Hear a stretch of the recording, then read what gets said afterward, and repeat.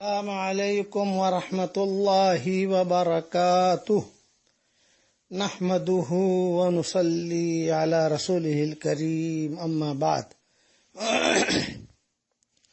خوابوں کے سلسلے میں یہ تھوڑا سا مضمون اور سن لیجئے جسے میں اہم سمجھتا ہوں کہ خواب کی تعبیر کیسے دی جاتی ہے۔ یہ امید علماء کے لیے بھی مفید ہوگا۔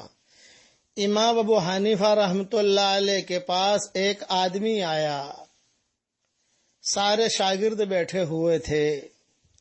اس نے آ کر کہا کہ حضرت میں نے خواب دیکھا ہے کہ ابلا ہوا انڈا میرے ہاتھ میں ہے، سفیدی کھا جاتا ہوں اور زردی چھوڑ دیتا ہوں۔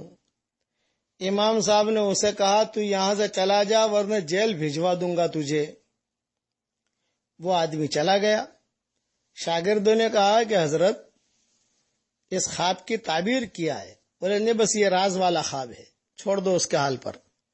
دوسرے دن یہ آدمی پھر آیا اور کہا کہ حضرت میں نے یہ خواب پھر دیکھا کہ ابلا ہوا انڈا ہے، سفیدی جو ہے وہ کھا جاتا ہوں اور زردی جو پیلا پن ہوتا ہے، جو زردی ہوتی ہے اسے چھوڑ دیتا ہوں۔ امام صاحب نے کہا اب تو آیا تو تجھے جیل بھیجوں گا، بھاگ یہاں سے، چلا جا۔ چلا گیا۔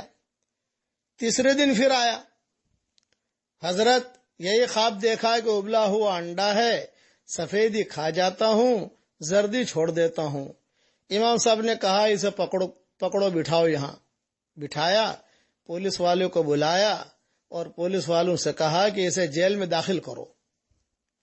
پولیس والوں نے کہا کہ حضرت کوئی قصور ہو، بغیر قصور کے کیوں داخل کریں؟ کوئی قصور ہمارے سامنے تو آیا نہیں۔ امام صاحب نے کہا کہ پہلے اسے جیل میں داخل کرو پھر قصور بتاتا ہوں۔ خیر جیل میں داخل کیا۔ امام صاحب کا ایک مقام تھا۔ جب جیل میں گیا، پولیس والوں نے آ کر پوچھا کہ حضرت قصور بتائیے۔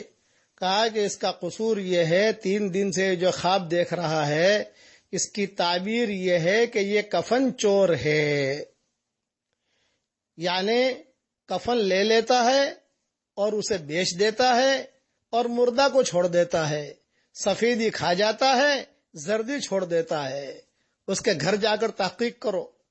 گھر پر گئے تو ڈھیروں کفن رکھے ہوئے تھے۔ شہر میں کسی کا بھی انتقال ہوتا تھا تو وہ جنازے میں شریک ہو کر قبر پر مار کر لیتا تھا، رات کو چپکے سے جا کر جو ہے کفن نکال لیتا تھا، کفن بیچ دیتا تھا، مردے کو چھوڑ دیتا تھا۔ یہ امام صاحب نے تعبیر دی۔ اس لیے یہ بہت گہری باتیں ہوتی ہیں جو عام آدمی نہیں سمجھ سکتا، لیکن یہ کہ اب اس سلسلے میں جو یعنی لب لباب ہے، خلاصہ ہے، خواب تو آئیں گے، اس میں کوئی شک نہیں ہے، اور وہ حقیقت ہے۔